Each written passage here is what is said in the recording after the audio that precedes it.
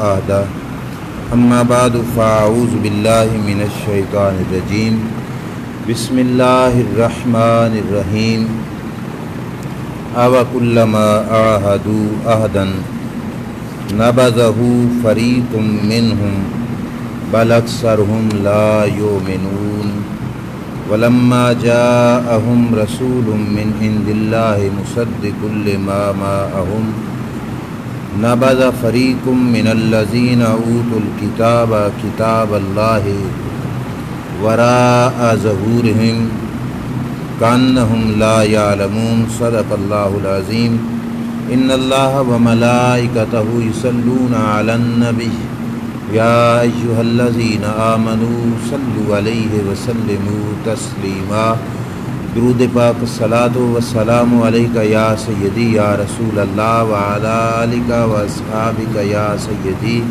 يا حبيب الله مولاي صل وسلم دائما ابدا على حبيبك خير الخلق كلهم منزه عن شريك في محاسنه فجوهر الحسن فيه غير منقسم يا اكرم الخلق مالي من الوذ به سواك عند حلول الحادث الامم ولن يديك رسول الله جاءك بذا الكريم تجلى باسم منتقم ربی صلی وسلم دائما ابدا علی حبیبک خیر الخلق کلہم۔ اللہ کریم جل شانہ کی حمد و ثنا اور اس کے پیارے حبیب سید المرسلین خاتم النبیین امام الانبیاء حضرت محمد مصطفیٰ احمد مجتبیٰ صلی اللہ تعالی علیہ وآلہ وبارک وسلم کے دربار گور بار میں ہدیہ درود و سلام بصد ادب و احترام عرض کرنے کے بعد معزز محتشم حاضرین و سامعین السلام علیکم ورحمۃ اللہ وبرکاتہ۔ اللہ کریم کے فضل و توفیق سے اور اس کے پیارے حبیب صلی اللہ تعالی علیہ وآلہ وسلم کی نگاہ رحمت اور شفقت کے طفیل نماز جمعہ کی حاضری کی سعادت نصیب ہو رہی ہے۔ اللہ تعالی ہم سب کی حاضری اپنی بارگاہ میں قبول و منظور فرمائے۔ قرآن مقدس کی سورہ بقرہ کی آیت نمبر 100 اور 101 یہ دو آیتیں تلاوت کی۔ اللہ تعالی ان میں ارشاد فرماتا ہے أَوَكُلَّمَا عَاهَدُوا عَهْدًا، کیا جب بھی ان کے پاس کوئی عہد انہوں نے کیا نَبَذَهُ فَرِيقٌ مِّنْهُمْ تو ایک گروہ نے ان میں سے اس عہد کو چھوڑ دیا یعنی توڑ دیا ختم کر دیا بَلْ أَكْثَرُهُمْ لَا يُؤْمِنُونَ اللہ فرماتا ہے کہ ان میں سے جو اکثر ہیں وہ جانتے نہیں۔ یہ آیت دراصل امام الانبیاء صلی اللہ تعالیٰ علیہ وآلہ وسلم کے زمانہ اقدس میں جو یہودی تھے ان یہودیوں کے بارے میں یہ آیت کریمہ نازل ہوئی۔ یہود کے جو علماء تھے انہوں نے تورات کے اندر امام المرسلین سید الانبیاء صلی اللہ علیہ وسلم کی ساری نشانیاں پڑھی تھیں، لیکن اس کے باوجود بھی حضور علیہ السلام کی نبوت کا انکار کر رہے تھے۔ تو اس حوالے سے کریم آقا صلی اللہ علیہ وسلم کو رب نے یہ کہا کہ اے محبوب صلی اللہ علیہ وسلم یہ یہودی پرانے عہد کے بے وفا ہیں، یعنی یہ وعدہ خلافی کرتے ہیں۔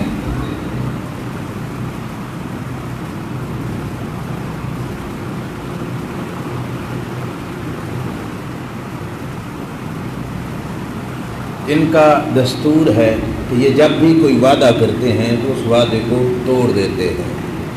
دراصل اللہ کریم جل شانہ یہود کی پرانی عادت بتا رہا تھا کہ فطرت ان کی اے محبوب صلی اللہ علیہ وسلم ایسی ہے، وعدہ خلافی کرنا یہ ان کی عادت ہے۔ بل اکثرہم لا یؤمنون، بلکہ اکثر تو ایمان ہی نہیں رکھتے۔ اور آگے فرمایا ولما جاءہم رسول، دیکھو اے محبوب صلی اللہ علیہ وسلم کہ جب ان یہودیوں کے پاس اللہ کے طرف سے ایک ایسے رسول آئے مصدق لما معہم کہ جو رسول ان کی کتاب تورات کی بھی تصدیق کرنے والے ہیں، نبذ فریقم من الذین اوتوا الکتاب کتاب اللہ وراء ظہورہم۔ اے محبوب جب بھی کوئی رسول آیا، جب بھی ان کے پاس وہ رسول آئے تو نبذ فریقم، ان میں سے ایک گروہ نے پھر چھوڑ دیا، کس کو؟ اوتوا الکتاب کتاب اللہ وراء ظہورہم، اللہ کی کتاب کو کہاں چھوڑ دیا؟ وراء ظہورہم، اپنی پشت کے پیچھے چھوڑ دیا۔ کأنہم لا یعلمون، ایسے بن گئے گویا کہ ان کو پتہ ہی نہیں کہ کتاب میں کیا لکھا ہے۔ یہ ترجمہ تھا۔ اب آئیے آیت کی میں وضاحت عرض کرتا ہوں۔ دراصل معاملہ یہ ہوا کہ مدینہ شریف کے یہودیوں نے اپنی اس بات پر کہ ہم قرآن کو کیوں نہیں مانتے، بہانہ یہ بنایا تھا کہ چونکہ قرآن جبریل لاتے ہیں اور جبریل کے ساتھ ہے ہماری دشمنی، اور اس وجہ سے ہم قرآن کا انکار کرتے ہیں۔ رب کائنات جل وعلا شانہ اب حضور علیہ السلام پر یہ بات ظاہر کر رہا ہے کہ اے محبوب صلی اللہ علیہ وسلم، یہ بہانہ بنا رہے ہیں جبریل امین علیہ السلام کا وعدہ توڑنا اور وعدہ شکنی کرنا، یعنی وعدہ کے سلسلے میں بے وفائی کرنا، یہ ان کا پرانا دستور ہے۔ موسیٰ علیہ السلام سے یہودیوں نے وعدہ کیا تھا کہ اے موسیٰ، اگر اللہ ہمیں فرعون سے دے دے نجات، ہم بچ جائیں، تم جانا رب کے پاس سے، رب کے حکم لے کے آنا، ہم ہر حکم کو مانیں گے۔ موسیٰ علیہ السلام کے ہاتھوں سے اللہ نے فرعون کو برباد کیا، بنی اسرائیل کو نجات مل گئی۔ اب موسیٰ علیہ السلام گئے تھے تورات لینے کے لیے طور پر، جب طور پر تورات لے کے واپس آئے موسیٰ علیہ السلام، یہ لوگ تورات ماننے سے بھی انکاری ہو گئے۔ وعدہ تھا ان کا کہ فرعون سے نجات کے بعد جو حکم رب کا آیا ہم اس کو مانیں گے کہ اللہ ہمیں اتنی مصیبت سے نجات دے گا، لیکن تورات آئی اور ان کو نجات مل چکی تھی، اللہ ان کو نجات دے چکا تھا، لیکن اس کے باوجود انہوں نے تورات کے ماننے سے انکار کر دیا۔ اللہ تعالیٰ ارشاد فرماتا ہے محبوب صلی اللہ علیہ وسلم، اَوَكُلَّمَا عَاهَدُوا عَهْدًا، جب بھی انہوں نے کوئی وعدہ کیا، جب بھی کوئی وعدہ کیا، نبذ فریق منہم، ان میں سے ایک ٹولہ ایسا تھا جس نے اس وعدے کو پھینک دیا، چھوڑ دیا۔ بل اکثرہم لا یؤمنون، فرمایا اکثر تو ایسے نکلے جو تورات پر ایمان بھی نہیں لا رہے تھے، اور آج تک اے محبوب صلی اللہ علیہ وسلم ان کا طریقہ کار یہی چلا آ رہا ہے۔ اللہ تعالیٰ نے یہ نہیں کہا کہ سارے یہودیوں نے ایسا کیا، اس کی وجہ یہ تھی کہ یہود میں سے کچھ لوگ تھے جن کو اللہ کریم نے ایمان کی توفیق نصیب فرمائی اور انہوں نے یہودیت کو چھوڑا اور آقا کریم صلی اللہ علیہ وسلم پر ایمان لائے۔ لیکن یہاں پہ بات ہو رہی ہے نابذہ فریقم، کوئی ایک گروہ، اور آگے فرمایا بل اکثرہم، کہ کچھ گروہ تو ایسا تھا جو ایمان لے آیا اور کچھ گروہ ایسا تھا جنہوں نے تورات کو جانا ہی نہ، پہچانا ہی نہ، جاہل ہو گئے، اور ایک گروہ ایسا تھا جنہوں نے تورات کو پڑھا اور پڑھنے کے باوجود اس پہ عمل نہیں کیا، چھپا کے بیٹھ گئے اللہ کے رسول صلی اللہ علیہ وسلم کے مقابلے میں۔ تو میرا رب ارشاد فرماتا ہے محبوب صلی اللہ علیہ وسلم، آپ نے نہیں گھبرانا کہ آپ کی تبلیغ میں کوئی کمی ہے، یہ اس بات سے بھی نہیں گھبرانا کہ آپ کی رسالت اور نبوت کی نشانیوں میں کوئی کمی ہے، ہرگز محبوب ایسی بات نہیں، کہ خود لوگ گندے ہیں، ان کے دیکھنے میں فرق ہے، ان کے پہچاننے میں فرق ہے، ان کی نگاہ میں قصور ہے کہ یہ لوگ آپ کی نبوت کو نہیں پہچان رہے، اگر یہ پہچانتے ہوتے تو ان کو سمجھ لگ جاتی۔ حضرت ابو الحسن خرقانی رحمۃ اللہ تعالی علیہ کے پاس سلطان محمود غزنوی رضی اللہ تعالیٰ عنہ یہ گئے اور ابو الحسن خرقانی کے پاس بیٹھے تھے کہ حضرت ابو الحسن خرقانی نے یہ بیان کیا کہ بایزید بسطامی کی یہ شان تھی کہ اگر کوئی کافر بھی ان کو دیکھ لیتا ان کا چہرہ مسلمان ہو جاتا۔ یہ بات سلطان محمود غزنوی نے سنی تو سوال کیا، اب سوال سننا بڑا پیارا ہے۔ سلطان محمود غزنوی نے کہا حضرت یہ شان تو اللہ کے نبی صلی اللہ علیہ وسلم کی بھی ہم نہیں بیان کرتے، تو آپ یہ بایزید بسطامی کی شان بیان کر رہے ہیں۔ آپ نے فرمایا وہ کیسے؟ تو انہوں نے کہا مکہ کے کتنے کافروں نے حضور کو دیکھا، آنکھوں سے دیکھا، لیکن ایمان تو وہ نہیں لائے۔ حضور کو دیکھ کر کافر ایمان نہیں لائے، یہ بات ثابت ہے۔ کئی کافروں نے دیکھا اور وہ ایمان نہیں لائے۔ یہ شان بایزید بستامی کی کیسی ہو گئی کہ اس کو جو بھی کافر دیکھتا وہ مسلمان ہو جاتا۔ حضرت ابو الحسن فرقانی نے جب سوال سنا، سوال تو بنتا تھا، بات تو بجا ہے، لیکن انہوں نے جواب میں کیا کہا؟ انہوں نے کہا اے محمود غزنوی، اللہ کی قسم کسی کافر نے حضور کو دیکھا ہی نہیں تھا، اللہ کی قسم کسی نے حضور کو دیکھا ہی نہیں تھا صلی اللہ علیہ وسلم۔ اب ابو الحسن فرقانی مزید حیران ہو گئے۔ پہلی بات بھی بڑی حیرانگی کی تھی، دوسری بات مزید حیرانگی کی کہ ایک اللہ کا ولی قسم اٹھا گیا کہ کسی کافر نے نہیں دیکھا، جبکہ کافر تو دیکھتے تھے، دیکھتے نہیں تھے تو پتھر کس کو مارتے تھے، دیکھتے نہیں تھے تو معاذ اللہ گالیاں کن کو بکتے تھے، دیکھتے نہیں تھے تو کانٹے کن کی راہوں میں بچھاتے تھے، دیکھتے نہیں تھے تو جھگڑے کن کے ساتھ کرتے تھے۔ دیکھا تو تھا، مگر ابو الحسن فرقانی نے قسم اٹھا دی کہ اللہ کی قسم کسی کافر نے حضور علیہ السلام کو نہیں دیکھا۔ تو ابو الحسن فرقانی کا یہ جواب سن کر جب محمود غزنوی حیران ہوا تو حضرت ابو الحسن فرقانی نے جو حقیقت تھی نا اس سے پردہ اٹھایا تاکہ عام بندے کو بھی بات سمجھ آ جائے۔ یہ بات کو معمہ بنا کر مطلب الجھانا نہیں چاہتے تھے، وضاحت کی، فرمایا میری بات سچی ہے، کسی کافر نے محمد الرسول اللہ صلی اللہ علیہ وسلم کو نہیں دیکھا۔ کیوں؟ فرمایا جب بھی وہ نگاہ اٹھا کر حضور کی طرف دیکھتے تو یہی سمجھتے کہ یہ محمد بن عبداللہ ہے، محمد بن عبداللہ سمجھ کے دیکھتے رہے، محمد الرسول اللہ سمجھ کے نہیں دیکھا۔ اگر رسول خدا سمجھ کے دیکھتے تو ان کے بیڑے بھی پار ہو جاتے۔ تو صرف دیکھنا نہیں تھا، عقیدہ بھی تو ہونا چاہیے تھا کہ رسول خدا سمجھ کے دیکھتے۔ اللہ کے رسول صلی اللہ علیہ وسلم کا جو منصب تھا اس منصب کو پہچانتے۔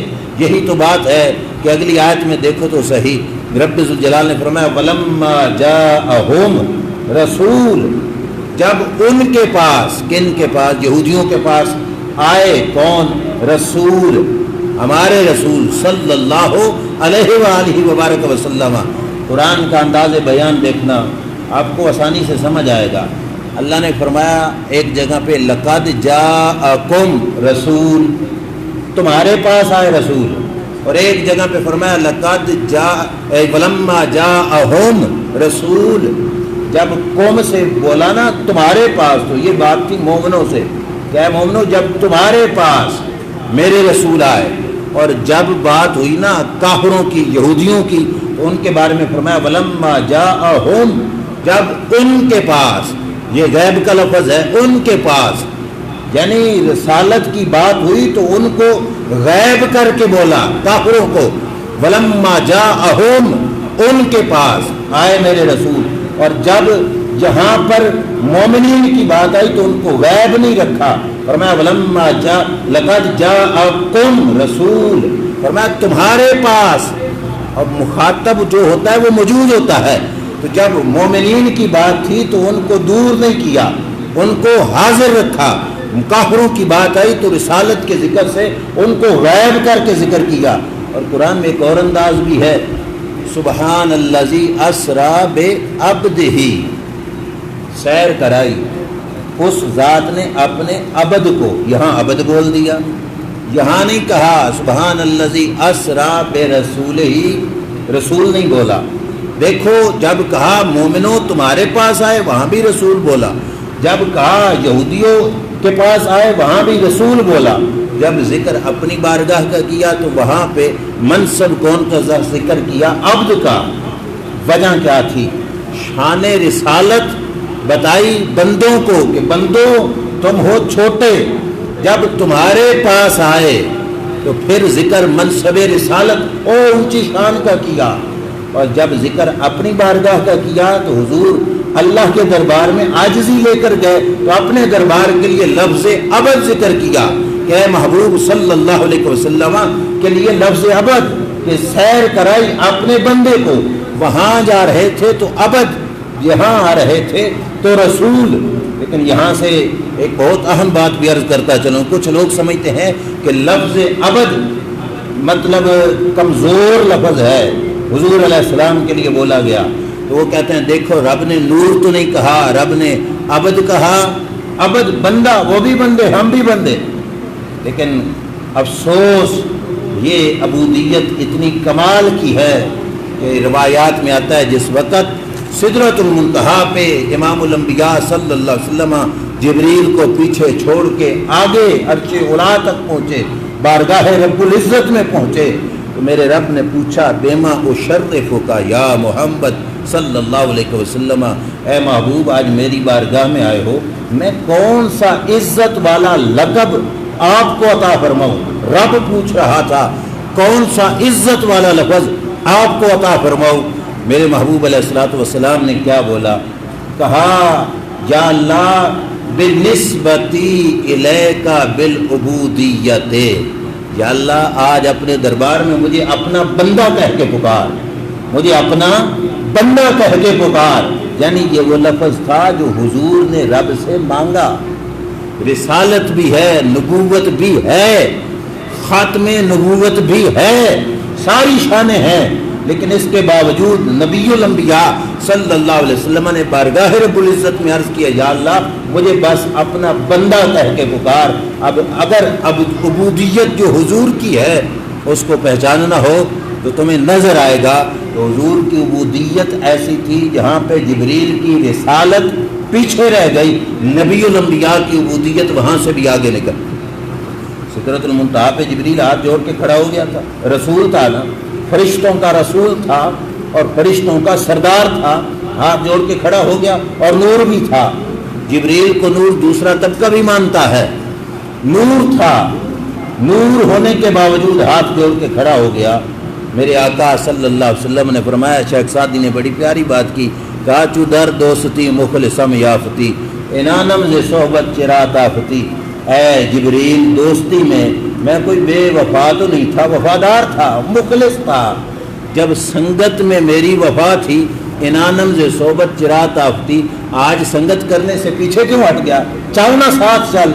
حضرت جبریل امین علیہ السلام نے جواب دیا، اگر یک سر موئے برتر پرم فروغ تجلا بسوزت پرم. یا رسول اللہ صلی اللہ علیہ وسلم مجبوری ہے، سنگت بلا وجہ نہیں چھوڑی، نہ بے وفا ہوں کہ سنگت چھوڑ کے پیچھے ہٹا، مجبوری ہے یا رسول اللہ صلی اللہ علیہ وسلم. کیا مجبوری تھی؟ اگر یک سرے منہ برتر پرم، اگر ایک بال کے برابر بھی یہاں سے آگے ہوا، میری حد آ گئی، بارڈر آ گیا، اگر ایک سر کے بال کے برابر بھی آگے بڑھا، فروغ تجلا بسوزد پرم، رب کے نور کے جو تجلیات ہیں وہ میرے پروں کو جلا دیں. جبریل نور، فرشتوں کا سردار، لیکن آگے کون جا رہا ہے؟ اسرا بے عبد. ان کی عبودیت پہ بات کرنے والا سوچے کہ ان کو عبد کا لفظ سن کر صرف یہ سمجھ لیا کہ وہ بھی عبد میں بھی عبد. نہ تیری عبد ہونے میں اور ان کے عبد ہونے میں کروڑہا درجے کا فرق ہے. وہ عبد ایسے کہ جبریل جہاں پہ رکا رسول خدا وہاں پہ نہ رکے.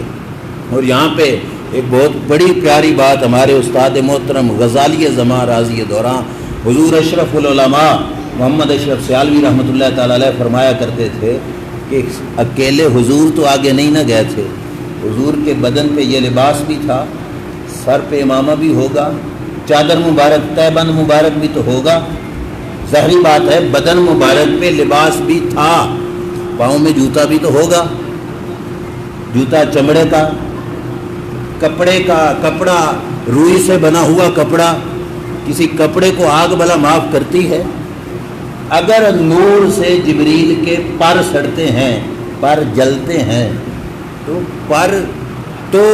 پر رہے، یہاں تو کپڑا بھی آگے جا رہا ہے، چمڑا پاؤں کی جوتی مبارک والا، نالین شریفین والا، وہ بھی آگے جا رہا ہے.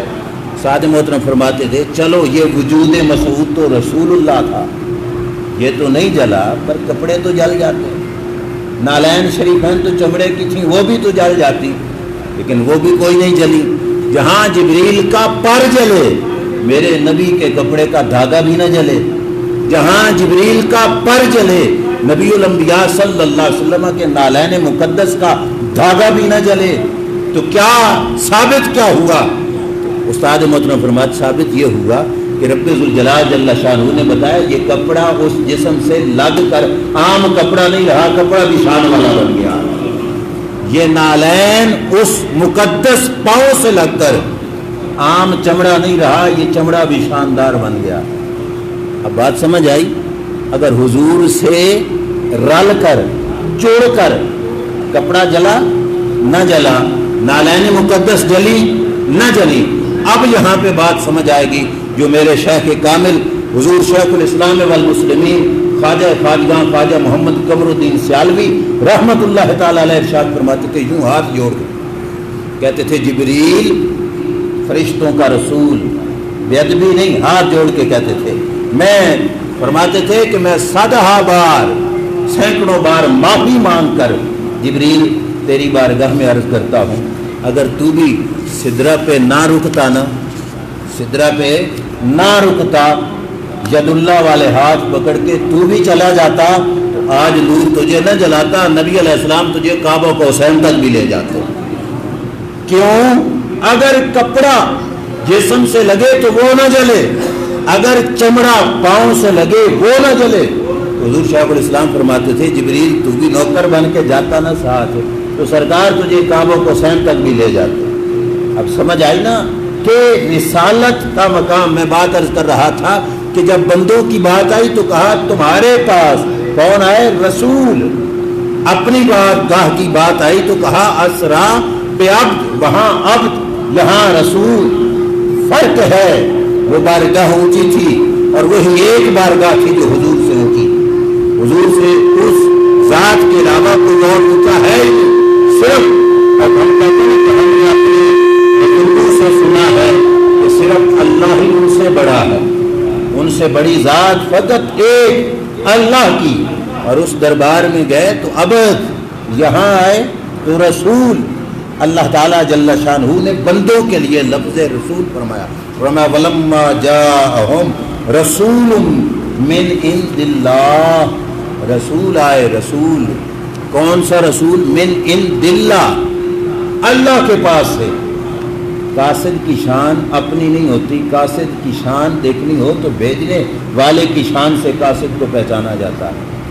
میں آپ کو مثال سے سمجھاتا ہوں، آپ لوگ آسانی سے سمجھو گے۔ آپ کے دروازے پر شادی بیاہ کی دعوت لے کر یہ نائی لوگ آتے ہیں، ایک دعوت لے کر آیا وہی دعوت دینے والا، تو تم نے پانی بھی کوئی نہ پوچھا، بٹھایا بھی کوئی نہ، لیکن اس کو بس 50 روپیہ دروازے سے دیا، دعوت قبول کی اور وہ چلا گیا۔ وہی بندہ، وہی دعوت دینے والا دوسری بار آیا دعوت دینے کے لیے، آپ نے اپنی بیٹھک کھولی، اندر بٹھایا، کھانا بھی دیا، پانی بھی دیا، دعوت بھی قبول کی، اور جاتے ہوئے اس کے ہاتھ پہ 2000 روپیہ رکھ دیا۔ اب کسی نے آپ سے پوچھا، بندہ وہی ہے، تمہارے محلے کا ہے، پچھلی دعوت پہ آیا تھا 50 روپیہ، وہ بھی دروازے سے پانی تک بھی نہیں پوچھا اور بھیج دیا۔ دوسری دعوت آئی تو یہ دعوت آپ نے گھر بھی بٹھایا، کھانا بھی کھلایا اور 2000 روپیہ دیا اس کو دعوت دینے والے کو۔ تو آپ کہیں گے کہ میں نے دعوت دینے والے کو نہیں دیکھا، جس کی دعوت تھی، جس نے اس کو بھیجا تھا اس کو دیکھا۔ پہلے تھا کسی عام بندے کا دعوت دینے والا، آج آیا ہے تو میری بیٹی کے گھر سے دعوت تھی، تو میں نے اس واسطے اس کا احترام کیا کہ میری بیٹی کے گھر سے دعوت تھی۔ یعنی آپ نے اس کو نہیں دیکھا، کس کو دیکھا؟ بھیجنے والے کو دیکھا۔ اللہ نے بھی فرمایا رسول من عند اللہ، صرف یہ نہ دیکھنا محمد بن عبداللہ ہے، یہ بھی دیکھنا آیا کن کے پاس سے ہے۔ اگر تمہارے عزیز کا بھیجا ہوا دعوت دینے والا اپنے بھیجنے والے کے اعتبار سے عزت پاتا ہے، اچھا اس دعوت دینے والے نائی کی کوئی بندہ کر دے بیزتی، وہ بیزتی بھیجنے والے کی بنتی ہے یا اس کی بنتی ہے؟ پچھلے بھیجنے والے ناراض ہو جاتے ہیں کہ نہیں؟ وہ 8.5 دی بیزتی ہو گئی، ایسے ہے اس کی عزت کرو گے تو پچھلے بھیجنے والے خوش، اس کی بے عزتی بے ادبی کی تو بھیجنے والے ناراض۔ رب نے فرمایا وَلَمَّا جَاءَهُمْ رَسُولٌ مِّنْ عِنْدِ اللَّهِ، صرف یہ نہیں دیکھنا آمنہ کے گھر میں پیدا ہوا، یہ دیکھنا ہے بھیجا کس نے ہے۔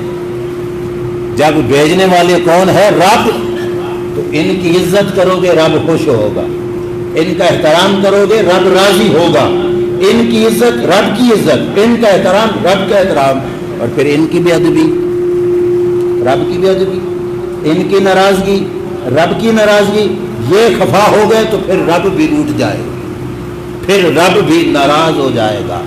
کیوں؟ کیونکہ بھیجے ہوئے کس کے ہیں؟ رب کے ہیں۔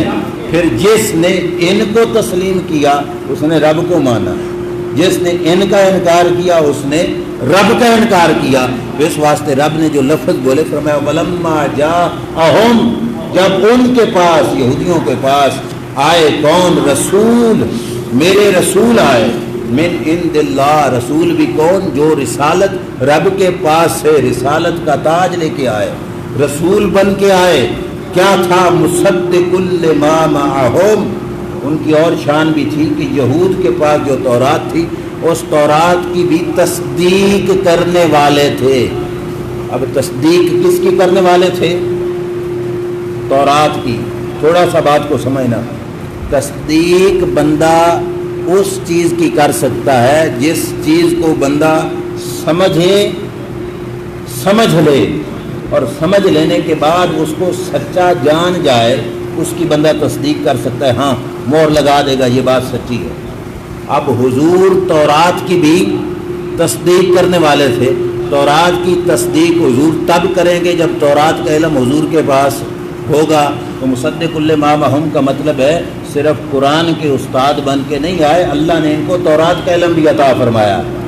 مصدق لما معہم، اور مثال سے سمجھو، کسی کے پاس فتویٰ آ جائے، فتویٰ لکھا ہوا ہو کسی ایسی بولی میں جو مفتی جانتا ہی نہیں، پشتو میں لکھا ہو، فرانسیسی زبان میں لکھا ہو، جو ہے انگلش میں لکھا ہو، مفتی صاحب سے کہا جائے مفتی صاحب اس فتوے کی تصدیق کرو، یہ فتویٰ صحیح ہے یا فتویٰ صحیح نہیں، مفتی صاحب اٹھا کے مور لگا دیں گے۔ جب تک انہیں سمجھ نہیں آئے گی اس وقت تک وہ تصدیق نہیں کر سکتے، سمجھیں گے تب جا کے تصدیق کریں گے۔ رب فرماتے ہیں میرا رسول پچھلی کتابوں کی تصدیق کرنے والا ہے۔ تصدیق کیسے کریں گے؟ جب پچھلی کتابوں کا علم بھی ہوگا، اگر علم نہیں تو پھر پچھلی کتابوں کی تصدیق کیسے؟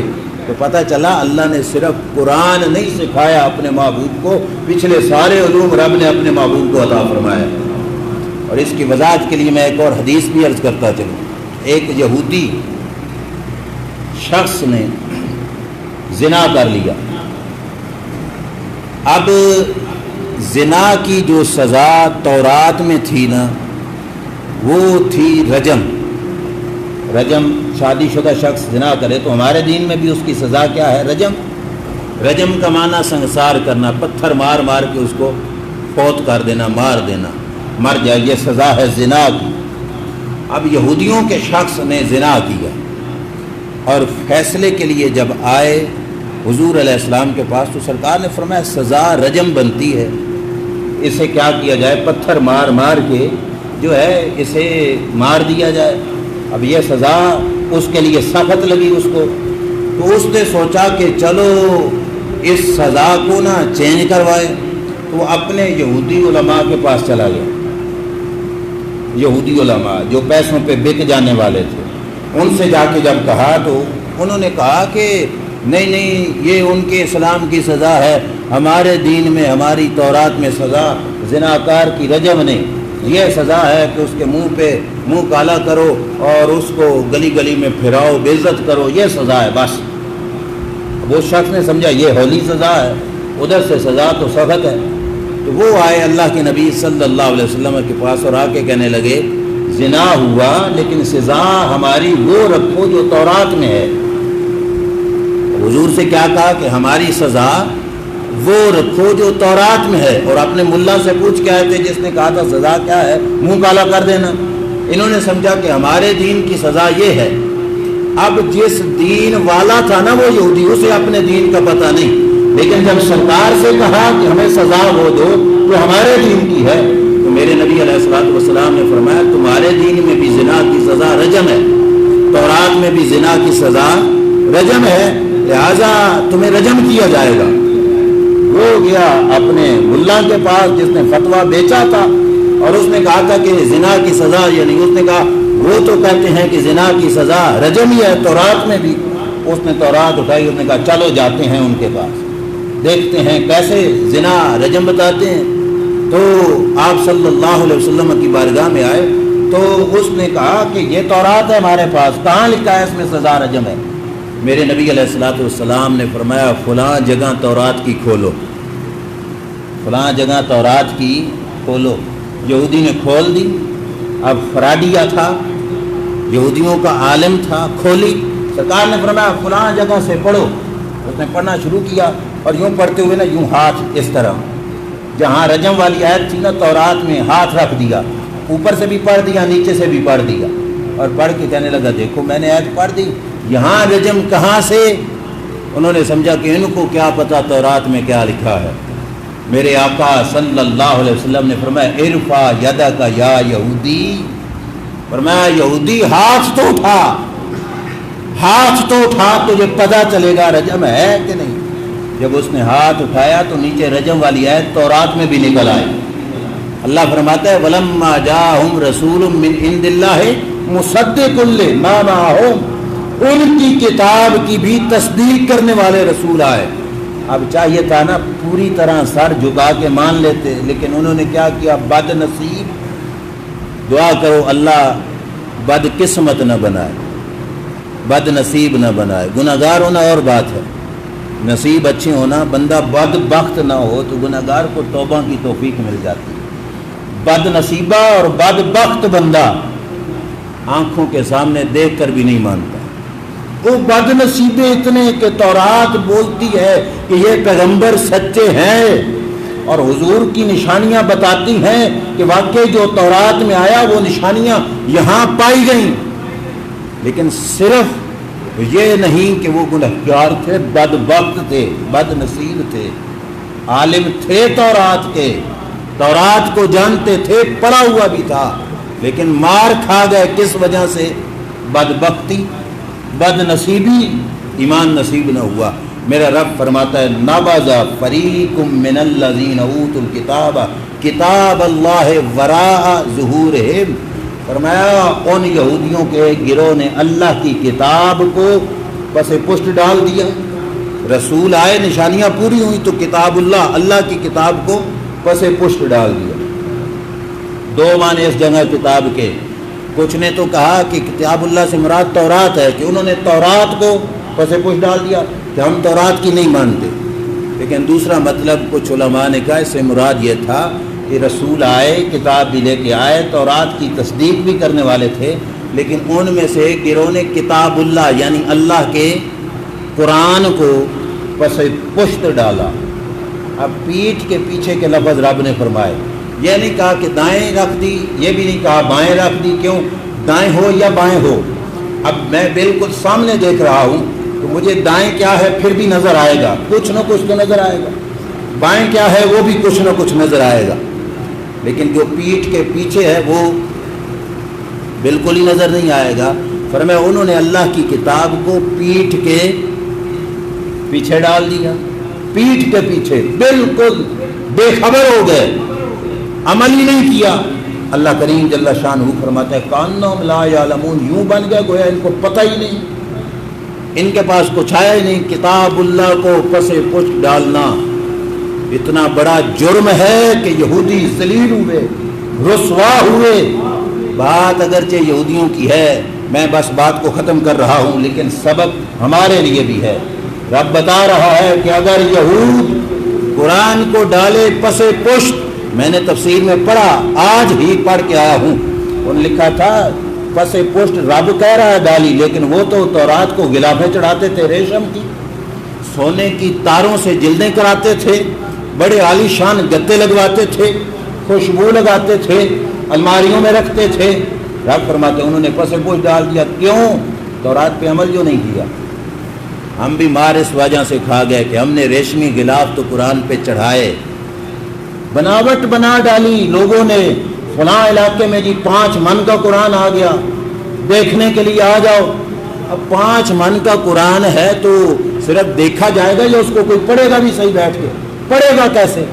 5 من کا قرآن، اور صرف تماشے کے لیے اور پیسے بٹورنے کے لیے اعلان ہو رہا ہے جی آؤ جی زیارت کر لو، اور ہمارے بدھو لوگ گھروں سے بھاگے جا رہے ہیں، وہ گھر میں نہیں پڑھا قرآن، اس کو اٹھا کے ذرا پڑھ تو لو، بس بھاگ کے چلو جی ہم دیکھ آئیں۔ کوئی جی آ گیا جی سونے کے پانی سے لکھا ہوا قرآن، ہم دیکھنے بھاگ کے چلے گئے۔ سونے کے پانی سے لکھنا، 5 من کا بنانا، یہ نہیں قرآن کا مقصد۔ انہوں نے ریشمی غلاف چڑھائے، لیکن رب نے فرمایا انہوں نے کتاب پسے پشت ڈالی، پشت کے پیچھے ڈالی، کیوں؟ عمل نہیں کیا۔ آج ہم نے کتاب اللہ کے ختم تو پڑھا لیے، سوئم پہ ہمیں قرآن یاد آ گیا۔ میں پچھلے دن مدرسے میں بیٹھا تھا، مسجد میں بیٹھا ہوں، سچی بات کہہ رہا ہوں، ایک شخص آیا کہنے لگا جی والد صاحب کا ختم ہے، کچھ ثواب دو۔ اب مدارس میں نا اکثر اوقات کچھ ہمارے جو جاہل مولوی وہ بھی یہ ڈرامہ بازی کرتے ہیں، کسی نے فون کیا، کوئی آیا، چلو جی تجھے 50 ختم قرآن مجید کے دے دیے، کسی کو کہا جی تجھے 10 دے دیے، کسی کو 100 کہا۔ میرے پاس ہے، میں نے کہا میرے پاس تو پڑے ہوئے کوئی نہیں، کوئی طالب علم آئے گا صبح تو کسی سے پوچھ کر تمہیں ثواب بھیج دیں گے۔ اس نے کہا نا نا قاری صاحب کچھ تو دو۔ میں نے کہا جب ہے نہیں تو میں تمہیں کیا دوں؟ کہنے لگا وہ فلاں قاری صاحب کے پاس میں گیا تو اس نے مجھے 10 ختم قرآن دیے۔ میں نے کہا اس سے لے لے، میرے پاس تو نہیں ہے۔ کیوں؟ کوئی پڑا ہوا دے گا تو میں تمہیں دوں گا۔ تو مطلب یہ کہ تعداد کے مارے پھر رہے ہیں کہ کل ختم میں پرچی بنے تو لکھا ہوا ہو 105 ختم قرآن، 110 ختم قرآن۔ وہ خدا کے بندے 105 اور 10 کو چھوڑو، ایک سپارہ ہی پڑھ لو اچھی طرح، پھر پتہ چلے گا کہ اس کا فائدہ کیا ہے۔ ایک سپارہ ہی دور کی بات ہے، میں اللہ کے گھر میں رب کی عزت کی قسم اٹھا کے کہتا ہوں ایک آیت ہی پڑھ لو، محبت سے پڑھو، خلوص سے پڑھو، ایمانداری سے پڑھو، دیانتداری سے پڑھو، ایک آیت بھی پڑھ لو۔ اور خدا کی قسم قرآن کی ایک آیت پوری دنیا کی طاقتوں سے بھاری ہے۔ قرآن کی ایک آیت کائنات کی تمام چیزوں سے بھاری ہے۔ ذرا پڑھ کے تو دیکھو۔ علامہ ملا علی قاری رحمۃ اللہ تعالی علیہ نے مرکات شرح مشکات میں لکھا کہ ایک مکان سے ایک شخص گزر رہا تھا، بڑی توجہ سے سننا، تو قبرستان میں شیخ حماد مکی کو کہتے ہیں نیند آ گئی۔ مکہ شریف کا قبرستان تھا، شیخ حماد مکی کو نیند آئی تو دیکھتا ہے کہ قبرستان والے قبروں سے نکلے ہوئے ہیں، ایک جگہ پہ جرمٹ ہے، ایسے جیسے کوئی چیز بانٹی جا رہی ہے۔ انہوں نے پوچھا کیا قیامت آ گئی؟ انہوں نے کہا قیامت نہیں آئی۔ تو کہا کیا کر رہے ہو تم؟ انہوں نے کہا آج سے، توجہ، آج سے 1 سال پہلے، کتنا سال پہلے ایک اللہ کا بندہ قبرستان سے گزرا اور اس نے ایک بار سورہ اخلاص پڑھی، قل هو اللہ احد، ایک بار سورہ اخلاص پڑھی اور وہ ثواب اس نے ان میتوں کو پہنچایا۔ کہا سال گزر گیا، ہم ابھی تک اس ثواب کو تقسیم کر رہے ہیں، سال گزر گیا ابھی تک ہم اس ثواب کو تقسیم کر رہے ہیں۔ سورہ اخلاص وہ چھوٹی سی 3 آیتوں کی سورت، یار اخلاص سے اخلاص ہی پڑھ لو تو یہ بھی بہت ہے۔ یہ تعداد بنانے سے رب نہیں راضی ہوگا۔ رب فرماتے ہیں نبذا، انہوں نے پھینک دیا کتاب اللہ وراء ظہورہم، اللہ کی کتاب کو پسے پشت۔ وقت بہت ہو چکا ہے، اس پہ میں نے بہت کچھ کہنا تھا، لیکن میں ایک درد کہہ کر اپنی بات کو ختم کر رہا ہوں۔ کتاب کو پسے پشت ڈالنا کتنا بڑا جرم ہے، اور آج اس وقت کتاب اللہ کو پسے پشت یوں ڈالا گیا۔ میں نے پیچھے ایک جمعے پہ عرض بھی کیا تھا کہ اسلام آباد کی سرزمین پہ مندر کا افتتاح، جس میں بت رکھ کے بت پوجے جانے ہیں، شرک ہونا ہے، وہ شرک کہ جس کے خلاف میرے نبی نے اپنی ساری زندگی جنگ لڑی۔ مکہ چھوڑا تو اسی شرک کی وجہ سے، اور بت رکھ کر شرک ہونا۔ اور افسوس ان ملاؤں پہ جنہوں نے داڑھی بھی رکھی، پگڑیاں بھی باندھی، اور کہتے ہیں مندر بنانے میں کوئی حرج ہی نہیں۔ اور پھر ان بدبختوں پہ ہمیں ہزارہا بار افسوس جنہوں نے کہہ دیا سارے دین برابر ہیں۔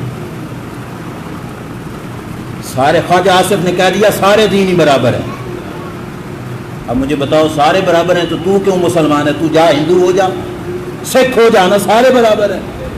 سارے برابر ہوتے نا تو رب یہ نہ فرماتا کن تم خیر امت اخرجت للناس، فرمایا محمد مصطفیٰ کی امت ساری امتوں سے اونچی امت ہو، سب سے بلند، سارے دین برابر۔ یہ کس نے کہہ دیا؟ سارے دین کی برابری کا انداز ہوتا تو رب ذوالجلال حضور کو خاتم النبیین نہ بناتا۔ ختم نبوت کا تاج حضور کے سر پہ سجایا ہے اس واسطے کہ اسلام وہ دین ہے جس کے ہم پلہ کوئی دین نہیں۔ اللہ نے فرمایا وَمَن يَبْتَغِ غَيْرَ الْإِسْلَامِ دِينًا فَلَن يُقْبَلَ مِنْهُ، جس نے اسلام چھوڑ کے کوئی اور دین ڈھونڈا، فرمایا رب قطعاً قبول نہیں کرے گا، رب قبول نہیں کرے گا۔ برابر کیسے آ گئے؟ اسلام کے پائے کا کوئی دین، میں ایک ادنا سا نوکر ہوں، میں بہت چھوٹا ہوں، چھوٹوں سے بھی چھوٹا ہوں، اور میں یہ بات بطور چیلنج کے کہہ رہا ہوں، کسی بھی مذہب کا کوئی مفکر، کوئی بڑے سے بڑا دانشور آئے اپنے مذہب کو ہمارے سامنے بیان کرے، ہم اسلام کو کھول کے اس کے سامنے بیان کرتے ہیں اور پھر پوچھیں گے زندگی کا کون سا پہلو ہے جس پہلو کو اسلام نے چھوڑا ہو؟ اسلام ایک جامع دین ہے، اس دین کو کہنا کہ دوسرے دینوں کے برابر ہے، اگر برابر ہوتا تو اللہ کے نبی صلی اللہ علیہ وسلم 82 جنگیں مدینہ کی سرزمین پہ نہ لڑتے، صحابہ جانوں کی قربانیاں نہ دیتے، دین سارے برابر ہوتے تو وہ الگ بات ہے۔ میں نے ذمیوں کے حقوق پہ پورا جمعہ پڑھایا کہ جو کافر مسلمانوں کے ملک میں رہے اس کی کتنا عزت، ریسپیکٹ، اس کو احترام، اس کی جان و مال کا تحفظ اسلام دیتا ہے، وہ ایک الگ بات ہے۔ لیکن دین پہ حملہ ایک مندر کی سوچ کے تحت یہ بہت بڑی جو ہے سازش ہے، اور وہ کیسے بن گئے میں تو افسوس کرتا ہوں جن کو نظریہ پاکستان سے بھی خبر نہیں۔ نظریہ پاکستان کیا تھا؟ دو قومی نظریہ کیا تھا؟ مسلمان اور قوم ہے، ہندو اور قوم ہے، یہی تھا نا دو قومی نظریہ۔ اسی بیس پہ ہم نے الگ وطن لیا تھا، 90 لاکھ عورتوں کی، 90,000 عورتوں کی عزت لوٹی گئی، 20 لاکھ جانیں قربان ہوئی اس وطن کی خاطر، 2 کروڑ لوگوں نے گھر چھوڑا، اور آج کہا جا رہا ہے دین سارے برابر تھے تو پھر وہیں پہ رہتے، ہندوستان ہی بہتر تھا، پھر پاکستان بنانے کی ضرورت ہی کیا تھی؟ پاکستان کا وجود اس بات کی دلیل ہے سارے دین برابر نہیں، سب سے اونچا جھنڈا اللہ نے اسلام کو فرمایا ہے، سب سے بلند شان رب نے دین اسلام کی رکھی ہے۔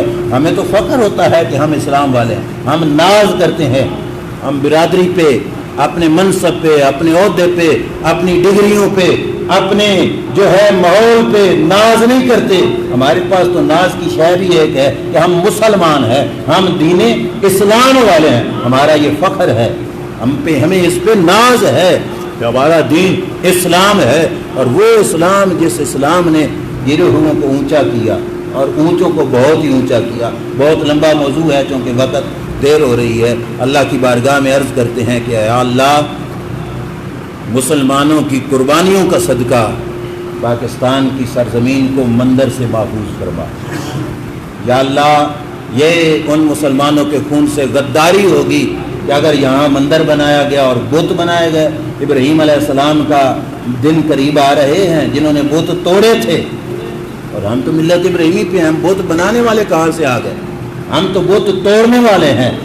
تو لہٰذا اللہ کی بارگاہ میں التجا کرتے ہیں، یا اللہ ہم کمزور ہیں، اپنی قدرت کاملہ سے جیسے ابابیل بھیج کر اپنے بیت اللہ کی حفاظت کرائی تھی، ایسے اپنا کوئی ایمانی، اپنی قدرتی کوئی لشکر بھیج کر اس پاک سرزمین کی حفاظت کروا۔ وآخر دعوانا الحمدللہ رب العالمین۔